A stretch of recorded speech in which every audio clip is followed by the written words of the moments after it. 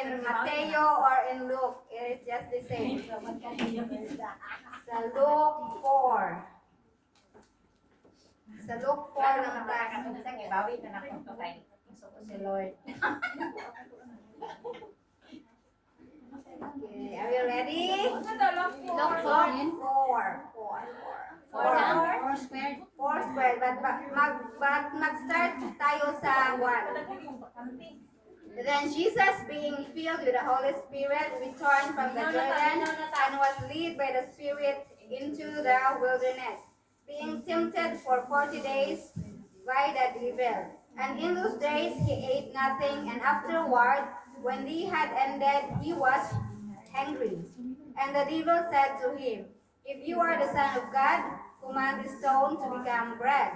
But Jesus answered him, saying, "It is written, man shall not live by bread alone, but by every word of God." So Father God, Lord, thank you for this day. Father God, thank you for the word. Thank you for the word that you have prepared for us. Father God, I believe, Lord God, that every word that comes forth from my mouth, Father God, it comes from you, Father God. And I believe, Lord God, that it will give grace to the hearer. It will give life to the hearer, Father. And I thank you, Father God, that there is new revelation for us, Lord. And we thank you for our portion for today, Father God. In Jesus' mighty name, amen. Amen. So, let us focus on verse 4. But Jesus answered him, saying, "It is written, man shall not live by bread alone, but by every word of God." So, what is the real meaning of "it is written"? It is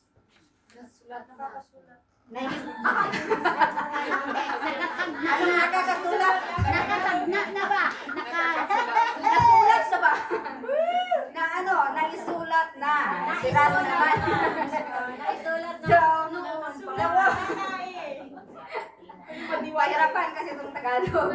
So, it is written, the word "it is written" appears in the Bible 70 to 76 times in the English Standard Bible, mostly in the New Testament. And then sa New Testament, it is used by 30 to 60. And this word is famously used by Christ when he was tempted by the devil. So when Jesus was quoting these 3 words, saan niya, when Jesus was quoting these 3 words, saan alone? Wait a minute. He is quoted from what? the word of God. Yes, that's right. He is quoting from the Word of God. When he says in Luke 4:4 that man shall not live by bread alone, but by every word of God. So let's open our book in Deuteronomy. Ito yung aklat na nahihirapan akong magbigkas. Yes, Deuteronomy. Parang naka-jote ba? Deuteronomy 8:3. Nasa 8:3. So he humbled you and allowed you to hunger and fed you with manna which you did not know, nor did your fathers know, that he might make you know that man shall not live by bread alone, but man lives by every word that proceeds from the mouth of the Lord. So when Jesus was using this word, he was actually referring to what is already written in the Old Testament. So let us continue. Luke 4. Where is it? Luke.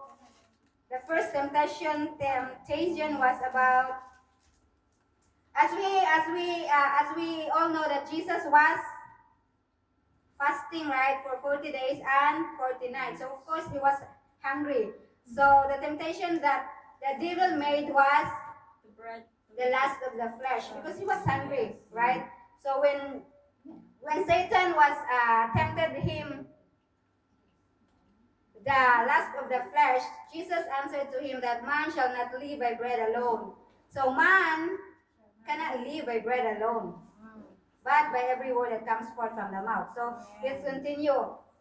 So sa verse 5, then the devil, taking him up on a mountain, showed him all the kingdoms of the world in a moment of time. And the devil said to him, all this authority I will give you and the glory, for this has been delivered to me, and I give it to whomever I wish. Therefore, if you will worship me, if you will worship before me, all will be yours. And Jesus answered and said to him, get behind me, Satan, for it is written, you shall worship the Lord your God, and him only you shall serve. So for the second time, Jesus quoted again the word, it is written. So when he mentioned this in verse 8, he was referring to Deuteronomy 6:13. You shall worship the Lord your God, and him only you shall serve. Deuteronomy 13. marunong na akong magbasa. Deuteronomy 6:13.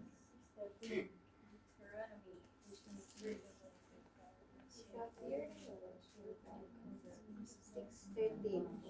You shall fear the Lord your God and serve him, and shall take oaths in his name. So, when Jesus mentioned the second time, it is written, he was actually referring to Deuteronomy 6:13. So, let's continue sa Luke 4:9 to 13.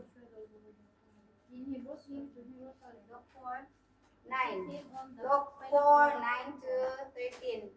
and said to him, if you are the Son of God, throw yourself down from here. 9 to 13. Then Then he brought he brought him to Jerusalem, set him on the pinnacle of the temple, and said to him, if you are the Son of God, throw yourself down from here. For it is written, he shall give his angels charge over you to keep you, and in their hands they shall bear you up, lest you dash your foot against a stone. And Jesus answered and said to him, it has been said, you shall not tempt the Lord your God. So for the third time, Jesus mentioned again, it has been said. So it is written, it's still the same. So when he mentioned these words, he is referring to, wait. Oy. Wait lang. Nasaan na siya?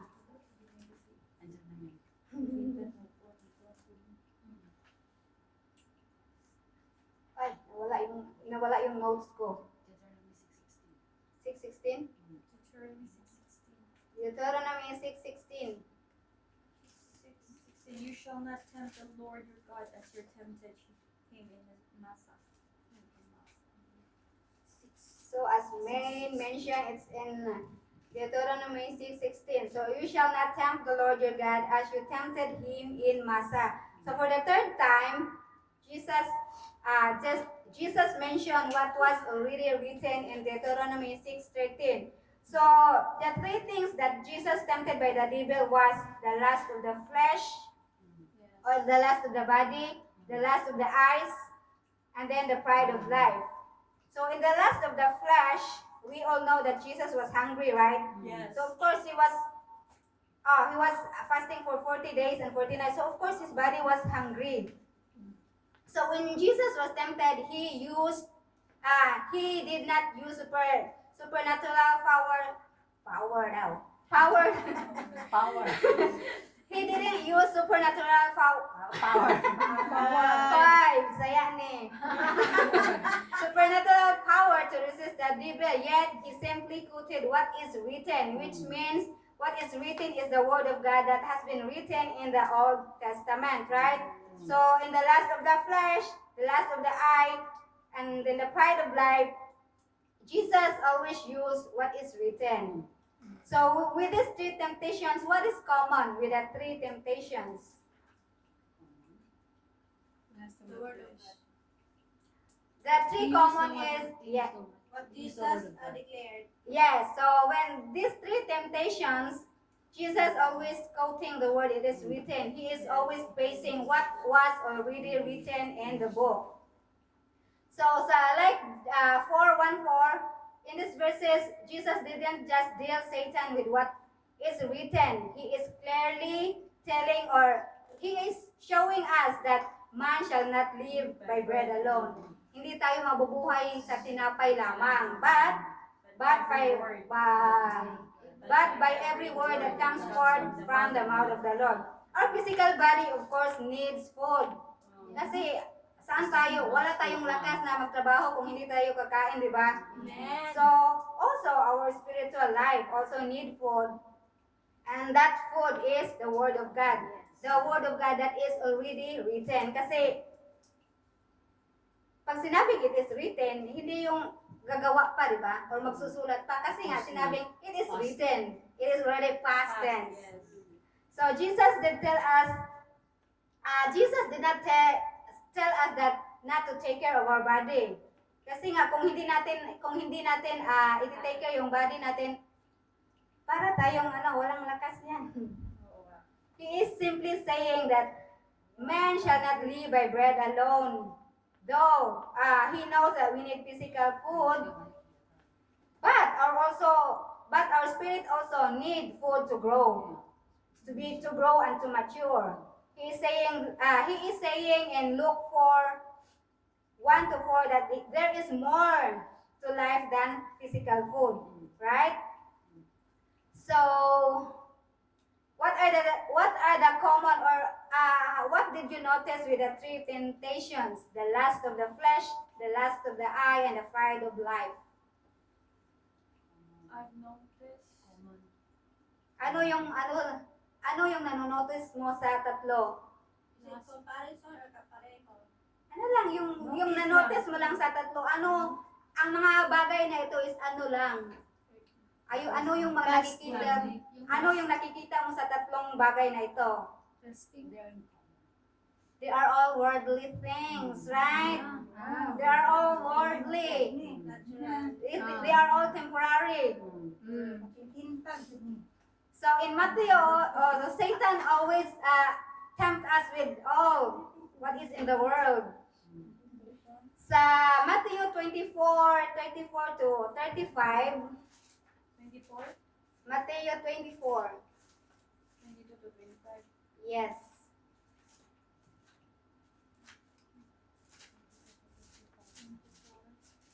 Matthew 24:34-35. 34. Yes.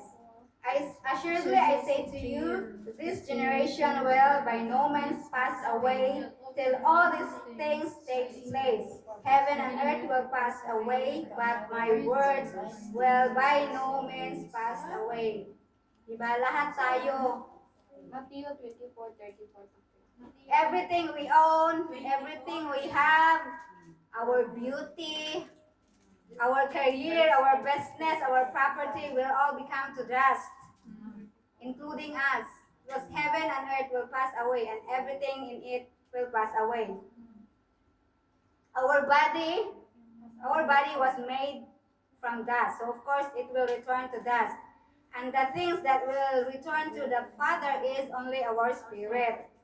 Because our spirit is eternal. So we should take care of our spirit because this is eternal. So we should give value to the things which is eternal.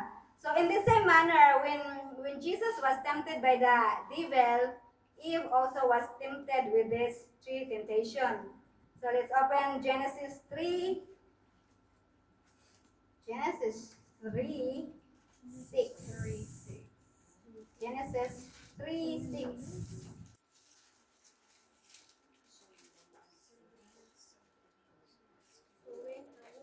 So when the woman saw that the tree was good for food, that it was pleasant to the eyes, and a tree desirable to make one wise, she took of its fruit and ate. She also gave to her husband with her, and he ate. So Eve was not an exemption. So the first temptation happened in the Bible was during the time of Eve. The lust of the flesh is the tree.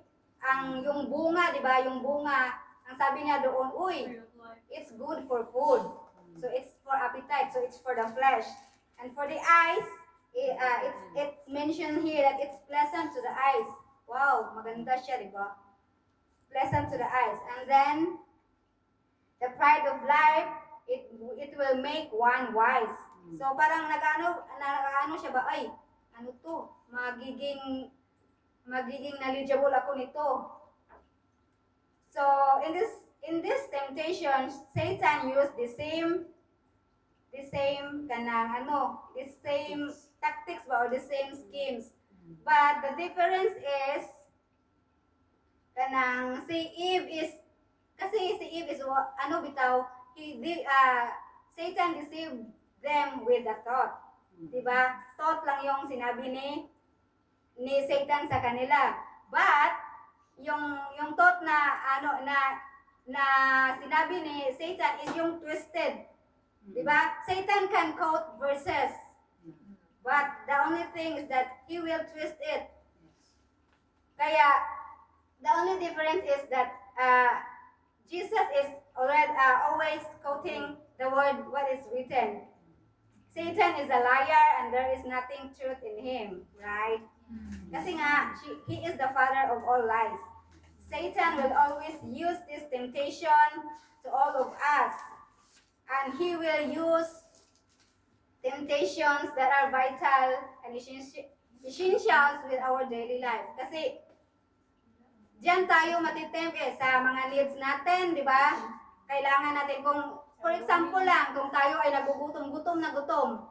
Di ba yung iniisip natin pag may kain, kain ka ng kain, pero ano pala, pagkatapos mong kumain, ayun, sumakit ang tiyan. Kasi nga, ginagamit yun ni Satan. Sinabi ni Satan, sige, kain ka pa kasi gutom ka eh.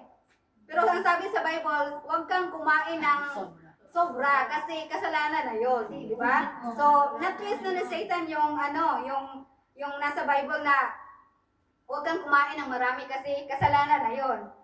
So, Jesus himself was not an exemption of Satan's temptation, yet Jesus always know how to deal with Satan. So, Jesus was showing us an example how to deal with Satan and how to overcome the attacks of the enemy. Jesus always used the written word as his defense against the devil. So, why is it important to know what is written? Bakit kailangan nating malaman ano talaga yung nakasulat? To be our shield. Yes, amen. Para meron tayong sandata. So, when Jesus quoted the word, it is written, he is simply saying that all scriptures come directly from the mouth of God. Amen? Nasa 2 Timothy 3:16, 17. Alam nyo to kasi mga students kayo ng, basic of the foundation show. So, alam nyo to, 2 Timothy 3:16 to 17. Huwag nyo sabihin nakalimutan nyo na. Kalimutan nga. Sige, i-open natin yung Scripture. all scripture is given by inspiration of God. All scripture is given by inspiration of God and is profitable for doctrine, for reproof, for correction, for instruction in righteousness, that the man of God may be complete, thoroughly equipped for every good work. Yes, that's right. So, profitable for doctrine. So, it means that doctrine is to know about the truth about God. So, kung sa reproof is it point out where a person believes or actions is wrong. So, mali yung paniniwala mo, ang scripture is magbibigay sa'yo ng yung sa Tagalog yung the scripture will tell you, hey, you're wrong, your belief is wrong, your action is wrong. And then sa correction, alam natin to na ang Bible is talagang magtatama kung tayo ay nagkakamali. Ibabalik niya tayo ba sa right track. And then instruction in righteousness. It teaches us how to live the life that pleases God. And then it will thoroughly equip us for every good work. So the Bible will equip us to do every good work. So when Jesus was quoting the word, it is written, he is implying that the word of God, the written word of God, is the final authority, di ba? Pag sinabing pag sinabi niyang it is written, wala na siyang ibang sinabi, di ba? Yun lang, it is written. And then he is declaring the unchangeable, absolute, ultimate truth that cannot be debated. Di ba when Jesus mentioned that it is written, hindi na nakikipag-argue si Satan, di ba? Hindi na siya nakikipag-debate kasi anong i-ano niya is talagang nakasulat na, di ba? So, ang word of God is forever settled in heaven. So, nasa Psalms 119:18-9. Psalms 119:89. 118, then 119, then verse 89. 119, verse 89. 119. 119, then 89. Forever, O Lord, your word is settled in heaven. So the word settled is already past tense. It is settled in heaven. It cannot be changed. So it cannot be altered, unchangeable. It remains forever, just like what we read in Matthew 24:35, that his words will stay and remains forever. If it is true in the past, it is also true now, and it remains forever. So, Jesus also implied that God's written word is the highest rule, the highest authority to fight temptation, and it teaches us that God's word is the final authority. The written word of God is rooted in God, because as we mentioned in 2 Timothy 3:16, it is the breath of God. So it's the final truth. So why is it important to know what is written, or what is written? It is written is the word of God. So why is it important that we know what is really written? Bakit importante na alam natin yung kung ano yung nakasulat? Yes, that's right. Kasi para hindi tayo ignorante. It is very important. It is vital to us. Kasi nga, like food we eat every day, right? So, dapat ang Bible din, kinukonsume na din araw-araw. Kasi nga, sabi doon sa Luke 4:4, man shall not live by bread alone, but by every word that comes forth from the mouth of God. So, meaning, talagang ikukonsume natin siya. Siya, araw-araw. Then sabi sa John 6:35, John 6:35. Huwag kayong mag-alala, hindi naman ito mahaba. Maikli lang to. Hindi kayo magugutom. John 6. And Jesus said to them, I am the bread of life. He who comes to me shall never hunger, and he who believes in me shall never thirst. So, amen. So, knowing what is written is very vital, because this is the bread of life. And this Bible is Jesus. The Bible is all about Jesus. So, Jesus as the bread of life. He who comes to him will never hunger and will never thirst. Amen. And then in Joshua 1:8. Joshua. Nasaan ba si Joshua? Si Joshua nasa Old Testament. Joshua 1:8. This book of the law shall not depart from your mouth, but you shall meditate in it day and night, that you may observe to do according to all what is written in it. For then you will make your way prosperous, and then you will have good success. So, ibig sabihin, pag alam natin yung Bible, magiging prosperous tayo. And it will give us good success. Gusto niyo bang magiging successful? Yes. Amen. So, read the Bible day and night. And then, the Word of God is our light in the darkness. Sabi sa John 8:12, John 8:12.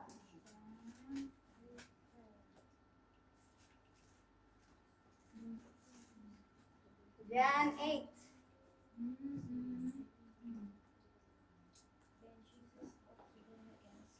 Then Jesus spoke to them again, saying, I am the light of the world. He who follows me shall not walk in darkness, but have the light of life. So, kung alam niyo yung kung ano ang sinabi ng Panginoon, ito yung magiging light natin in our darkest moments. The Word of God will become our light. Alam kong lahat tayo ay magkakaroon ng mga darkest moments in our life kasi nga Satan will always tempt us. So the Word of God will give us light.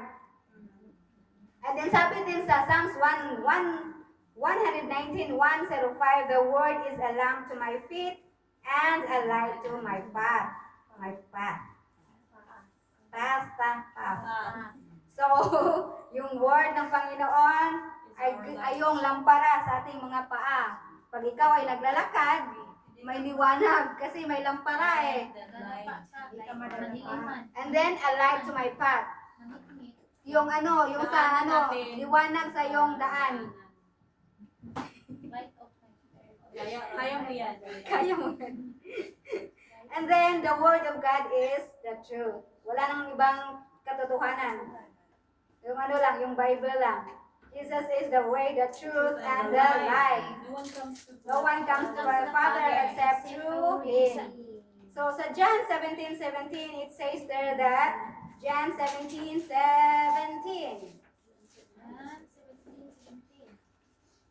John 17:17, sanctify them by your truth. Your word is truth.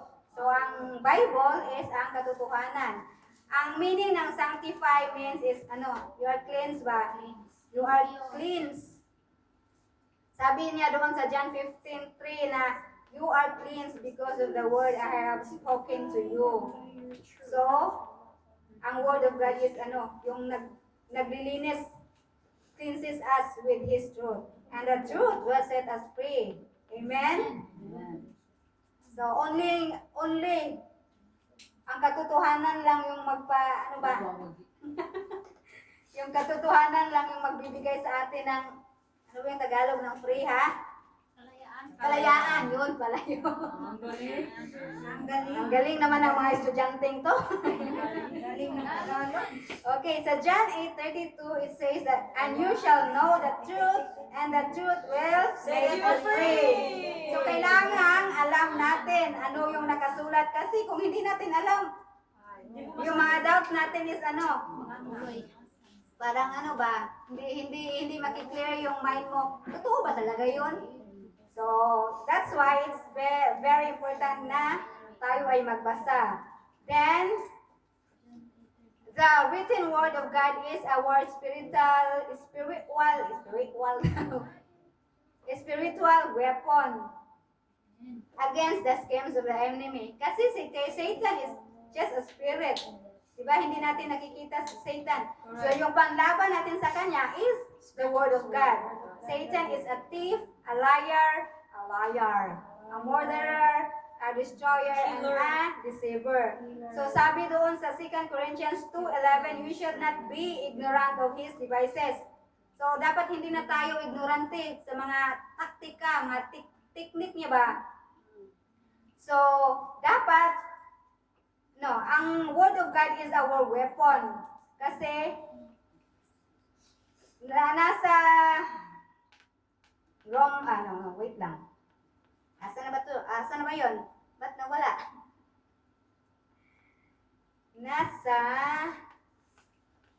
The word of God is like a two-edged sword. Yes. Right?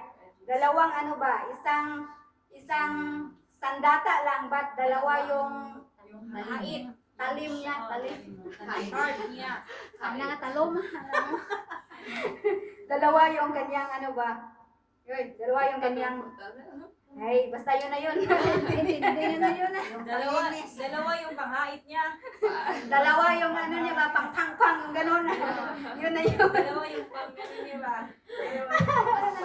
So the word of God is very vital, very important in winning or overcoming the attack of the devil. The word of God is sharper than the two-edged sword. So kung dito mo siya ihampas, di ba matatamaan siya. Tapos pag dito naman, matatamaan din kasi nga dalawa yung kanyang Panghait ba? dalawa yung kanyang Talim, gani, talim. dalawa yung Ang talim. dalawang side yung kanyang patalim. Basta naintindihan nyo naman yun. Dalawa yung ano niya. Purol ba? Dalawa. Nasa Ikaw, nasa Hebrews. Dalawang Nasa Hebrews 4:12. Puntahan nga natin siya. Para di ako mahirapan sa pagkatagalog. Hebrews 4:12. Ito pala. Kasi nga, for the word of God is living and powerful and sharper than any two-edged sword, piercing even to the division of soul and spirit and joints and marrow, and is a discerner of the thoughts and intents of the heart. So, naintindihan nyo naman siguro yun, di ba? So, talagang importante na tayo ay magbasa. Hindi lang magbasa kasi kung nagbabasa ka lang tapos hindi mo naman iniintindi, hindi mo naman parang isinasabuhay ba? Then wala pa rin yung silbi. Paano na lang kung sabihin ng Satan na, oy, kanang for example lang, ina-attack ka ni Satan, tapos sabihin mo, uy, Satan, it is written. Tapos sabihin ni Satan, ano yung it is written? Tapos hindi mo pala alam. Di ba? Talagang pagkatawanan ka lang ni Satan, sasabihin ba nito, it is written, hindi pala alam. Di ba?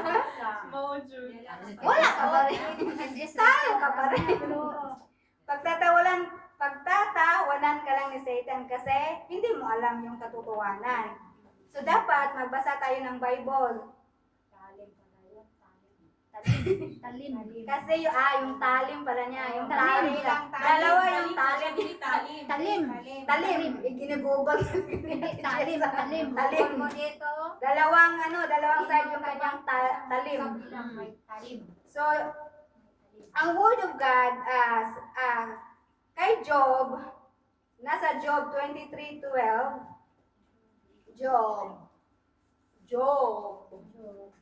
Job before Psalms? Yes. Before 23:12.